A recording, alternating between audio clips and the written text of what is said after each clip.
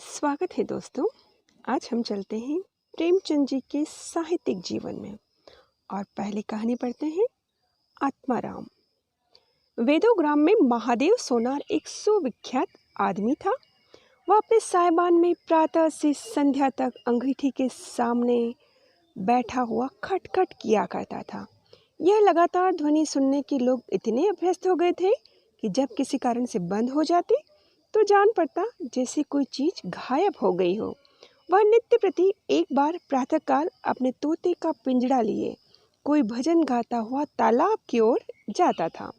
उस धुंधले प्रकाश में उसका जर्जर शरीर, पोपला मुंह, झुकी हुई कमर देखकर किसी अपरिचित मनुष्य को उसके पिशाच होने का भ्रम हो सकता था। जो ही लोगों के कानों में आवाज आती, सत्य गुरुदत्त शिवदत्त दाता, लोग समझ जाते कि भोर हो गई है। महादेव का पारिवारिक जीवन सुखमय न था। उसकी 3 पुत्र थे, 3 बहुएं थी और दर्जनों नाती पोते थे, लेकिन उसके बोझ को हल्का करने वाला कोई न था। लड़के कहते, जब तक दादा जीते हैं हम जीवन का आनंद भोग ले, फिर तो ये ढोल गले पड़ेगी ही। बेचारे महादेव को कभी कभी निराहार ही रहना पड़ता था। भोजन के समय उसके घर में साम्यवाद का एक ऐसा गगनभेदी निर्घोष होता कि वो भूखा ही उठ जाता और नारियल का हुक्का पीता हुआ सो जाता। उसका व्यावसायिक जीवन और भी अशांतिकारक था। यद्यपि वह अपने काम में निपुण था, उसकी खटाई औरों से कहीं ज़्यादा शुद्धिकारक और उसकी रासायनिक क्रियाएं कहीं ज़्यादा कष्टसाध्य थी। तथापि उसे आए दिन शक्की और धैर्य शून्य प्राणियों के अपशब्द सुनने पड़ते थे, पर महादेव अविचलित गांभीर्य से सिर झुकाए सब कुछ सुना करता था। जो ही यह कलश शांत होता था, वह अपने तोते की ओर देखकर पुकार उठता, सत्य गुरुदत्त शिवदत्त दाता। इस मंत्र को जपते ही उसके चित्त को पूर्ण शांति प्राप्त हो जाती थी। एक दिन संयोगवश किसी लड़के ने पिंजरे का द्वार खोल दिया। तोता उड़ गया। महादेव ने सिर उठाकर जो पिंजरे की ओर देखा तो उसका कलेजा सन्न हो गया। तोता कहाँ गया? उसने फिर पिंजरे की ओर देखा, तोता गायब। महादेव घबरा कर उठा और इधर उधर खरपेलों पर निगाह दौड़ाने लगा। उसे संसार में कोई वस्तु अगर प्यारी थी तो वो था तोता। लड़की, बालों, नाती पोते से उसका जी भर गया था। लड़कों की चुलबुल से उसके काम में विघ्न पड़ता था। बेटों से उसे प्रेम न था, इसलिए नहीं कि वे उसके निकम्मे थे, बल्कि इसलिए कि उनके कारण वह अपने आनंदमयी कुल्हड़ों की नियमित संख्या से वंचित रह जाता था। पड़ोसियों से उसे चिढ़ थी, इसलिए कि वह अंगीठी से आग निकाल ले जाते थे।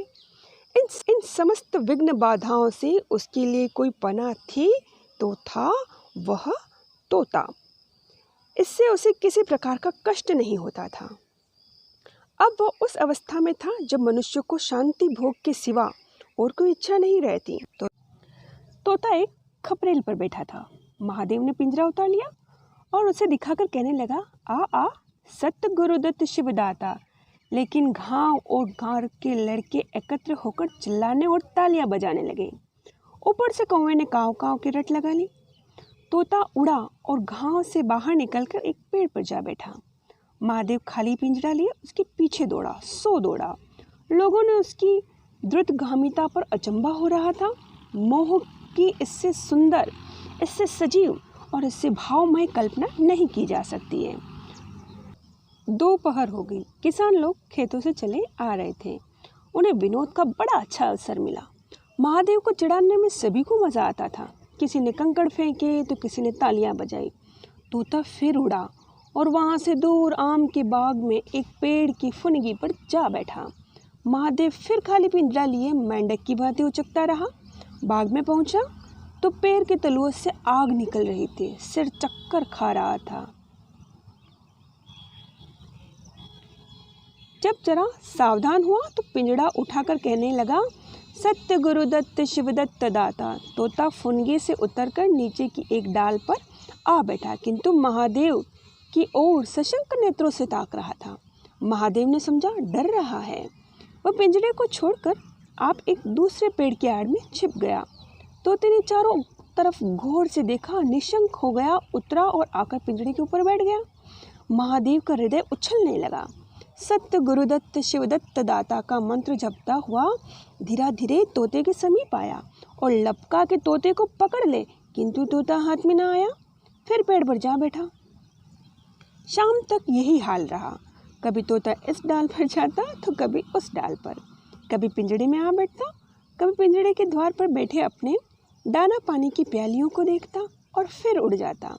बुढ़ा अगर मूर्तिमान मोह था तो तोता मूर्तिमय माया। यहाँ तक कि शाम हो गई। माया और मोह का यह संग्राम अंधकार में विलीन हो गया।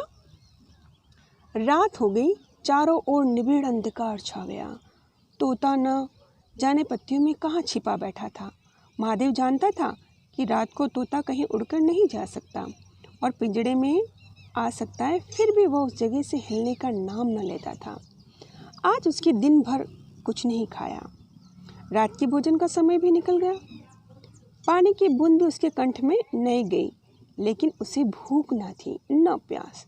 तोते के बिना उसे अपना जीवन निस्सार, शुष्क और सूना जान पड़ता था। वह दिन रात काम करता था, इसलिए कि यह उसकी अंतःप्रेरणा थी। काम इसलिए करता था कि आदत थी। इन कामों में उसे अपनी सजीवता का लेश मात्र भी ज्ञान न होता था। तोता ही वह वस्तु था जो उसे चेतना की याद दिलाता था। उसके हाथ से जाना जीव का देह त्याग करना था। महादेव दिन भर का भूखा प्यासा, थका मांदा रह रहकर जप किया लेता था, किंतु एक क्षण में फिर चौंक कर आंखें खोल देता। उस विस्तृत अंधकार में उसकी आवाज़ सुनाई देती, सत्य गुरुदत्त शिवदत्त दाता। आधी रात गुजर गई। सहसा वहाँ कोई आहट पाकर चौंक उठा। देखा एक दूसरे वृक्ष के नीचे एक धुंधला दीपक जल रहा था और कई आदमी बैठे हुए आपस में कुछ बातें कर रहे थे। वे सब चिलम पी रहे थे। तंबाकू की महक ने उसे अधीर कर दिया। उच्च स्वर में बोला, सत्य गुरुदत्त शिवदत्त दाता, और उन आदमियों की ओर चिलम पीने लग गया। किंतु जिस प्रकार बंदूक की आवाज़ सुनते ही हिरन भाग जाते हैं, उसी प्रकार उसे देखकर सब के सब उठकर भागे। कोई इधर गया, कोई उधर गया। महादेव चिल्लाने लगा, ठहरो ठहरो। एकाएक उसे ध्यान आया कि ये सब तो क्या है, चोर हैं। वह जोर से चिल्लाने लगा, चोर चोर, पकड़ो पकड़ो। चोरों ने पीछे फिर कर न देखा। महादेव दीपक के पास गया तो वहाँ उसे एक कलसा रखा हुआ मिला जो कि काला हो गया था। महादेव का हृदय उछलने लगा। उसने कलसे में हाथ डाला तो मोहरें थी। उसने एक मोहर बाहर निकाली और दीपक के उजाले में देखा, हाँ मोहर ही थी। उसने तुरंत कलसा उठा लिया और दीपक बुझा दिया और पेड़ के नीचे छिपकर बैठा रहा। साह से चोर बन गया। उसे फिर शंका हुई, ऐसा ना हो कि चोर लौट आवे और मुझे अकेला दिखकर मोहरें छीन ले।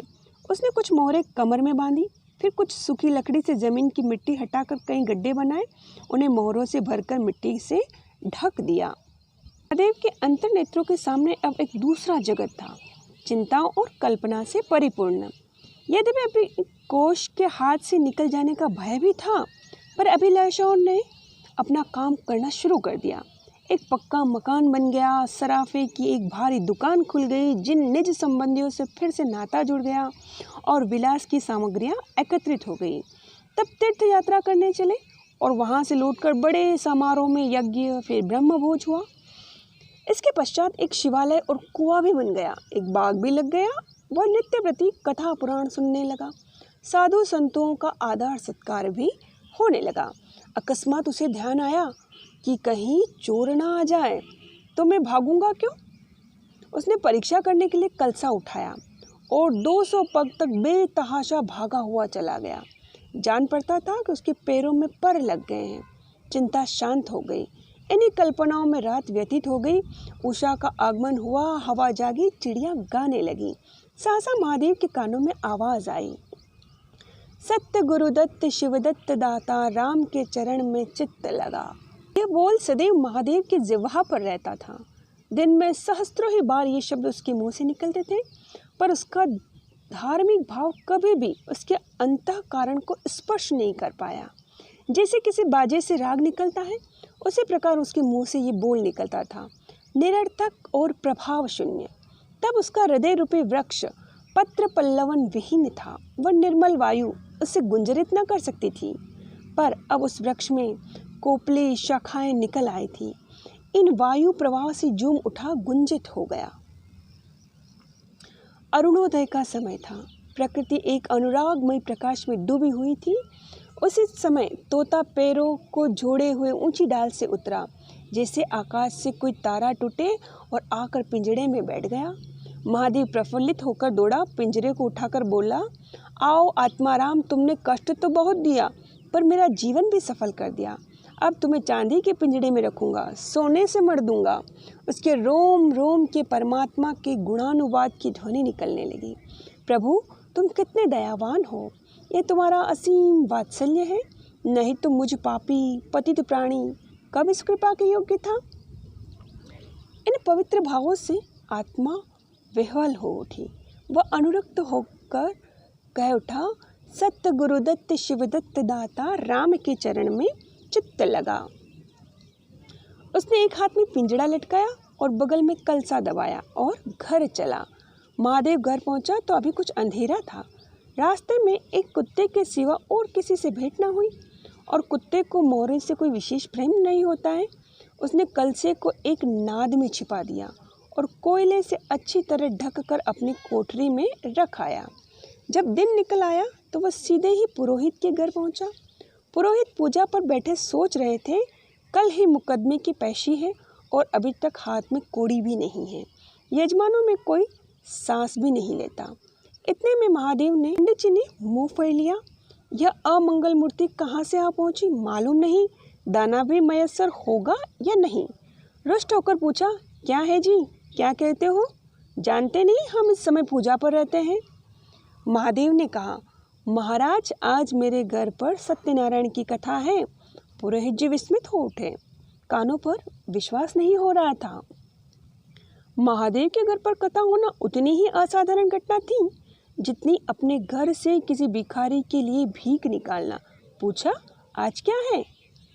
महादेव बोला, कुछ नहीं, ऐसे ही इच्छा हुई कि आज भगवान की कथा सुन लो।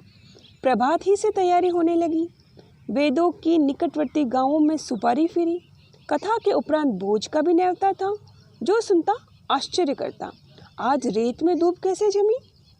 संध्या समय जब सब लोग जमा हो पंडित जी ने अपने सिंहासन पर विराजमान हुए तो महादेव खड़ा होकर उच्च स्वर में बोला, भाइयों, मेरी सारी उम्र छल कपट में कट गई। मैंने न जाने कितने आदमियों को दगा दिया, कितने खरे को खोटा किया, पर अब भगवान ने मुझ पर दया की है। वह मेरे मुख की काली को मिटाना चाहते हैं। मैं आप सब भाइयों से ललकार कर कहता हूँ कि जिसका मेरे जिम्मे जो कुछ निकलता हो उसकी जमा मैंने मार ली हो, उस जिसके चोखे माल का खोटा कर दिया हो वह आकर अपनी एक एक कोड़ी चुका ले। अगर कोई यहाँ न आ सका हो तो आप लोग जाकर उससे कह दीजिए, कल से 1 महीने तक जब जी चाहे आए और अपना हिसाब चुकता कर ले। गवाही साखी का काम नहीं। सब लोग सन्नाटे में आ गए। कोई मार्मिक भाव से सिर हिला रहा था, कोई मार्मिक भाव से सिर हिलाकर बोला, हम कहते न थे। किसी ने अविश्वास से कहा, क्या खाकर भरेगा, हजारों को टोटल हो जाएगा। एक ठाकुर ने ठटोली की, और जो लोग सुरधाम चले गए। महादेव ने उत्तर दिया, उसके घर वाले तो होंगे ना। किंतु इस समय लोगों को वसूली की इतनी इच्छा न थी जितनी यह जानने कि इसको इतना धन मिला कहाँ से। किसी को महादेव के पास आने का साहस न था। देहाती के आदमी थे, गड़े मुर्दे उखाड़ना क्या जाने। फिर प्रायः लोगों को याद भी न था कि उन्हें महादेव से क्या पाना है, और ऐसे पवित्र अवसर पर भूल चूक हो जाने का भय उनका मुंह बंद किए हुए था। सबसे बड़ी बात यह थी कि महादेव की साधुता ने उन्हें वशीभूत कर लिया था। अचानक पुरोहित जी बोले, तुम्हें याद है मैंने एक कंठा बनाने के लिए सोना दिया था, तुमने कई माशे तोल में उड़ा दिए थे। महादेव, हाँ याद है। आपका कितना नुकसान हुआ होगा? पुरोहित, 50 रुपए से कम ना होगा। महादेव ने कमर से 2 मोहरें निकाली और पुरोहित जी के सामने रख दी। पुरोहित जी की लोलुपता पर टिक्काएं होने लगी। ये बेईमान है, बहुत हो 2-4 रुपए का नुकसान हुआ होगा, बेचारे से 50 रुपए ऐंठ लिए, नारायण का भी डर नहीं, बनने को पंडित पर नीयत ऐसी खराब, राम राम। लोगों को महादेव पर एक श्रद्धा सी हो गई। 1 घंटा बीत गया पर उन सहस्त्र मनुष्यों में से एक भी खड़ा न हुआ। तब महादेव ने फिर कहा, मालूम होता है आप लोग अपना अपना हिसाब भूल गए हैं, इसलिए आज कथा होने दीजिए। मैं 1 महीने तक आपकी राह देखूंगा, इसके पीछे तीर्थ यात्रा करने चला जाऊंगा। आप सब भाइयों से मेरी विनती है कि आप मेरा उद्धार करें। 1 महीने तक महादेव लेनदारों की राह देखता रहा। रात को चोरों के भय से नींद न आती। अब वो कोई काम नहीं करता, शराब का चस्का भी छूटा। साधु अभ्यागत जो द्वार पर आ जाते उनका यथा योग्य सत्कार करता। दूर दूर उसका सुयश फैल गया। यहाँ तक कि महीना पूरा हो गया, एक आदमी भी हिसाब लेने नहीं आया। अब महादेव को ज्ञान हुआ कि संसार में कितना धर्म, कितना सद्व्यवहार है। अब उसे मालूम हुआ कि संसार बुरे कर्मों के लिए है बुरा है और अच्छे कर्मों के लिए अच्छा है। इस घटना को हुए 50 वर्ष बीत गए। आप वेदों जाइए तो दूर ही से एक सुनहला कलश दिखाई देता है। वह ठाकुर द्वारे का कलश है। उससे मिला हुआ एक पक्का तालाब है जिसमें खूब कमल खिले रहते हैं। उसकी मछलियाँ कोई नहीं पकड़ता। तालाब के किनारे एक विशाल समाधि है। यही आत्माराम का स्मृति चिन्ह है। उसके संबंध में विभिन्न किंवदंतियाँ प्रचलित हैं। कोई कहता है वह रत्न जड़ित पिंजरा स्वर्ग को चला गया, कोई कहता है सत्य गुरुदत्त कहता हुआ अंतर्ध्यान हो गया। पर यथार्थ यह है कि उस पक्षी रूपी चंद्र को किसी बिल्ली रूपी राहु ने ग्रास लिया। लोग कहते हैं आधी रात को अभी तक तालाब के किनारे आवाज़ आती है, सत्य गुरुदत्त शिवदत्त दाता, राम के चरण में चित्त लागा। महादेव के विषय में भी कितनी ही जनश्रुतियाँ हैं। उसमें सबसे मान्य यह है कि आत्माराम के समाधिस्थ होने के बाद वह कई सन्यासियों के साथ हिमालय चला गया और वहाँ से लौटकर न आया। उसका नाम आत्माराम प्रसिद्ध हो गया। दोस्तों, प्रेमचंद के जीवन साहित्य में फिर से कदम रखेंगे। तब तक के लिए अलविदा।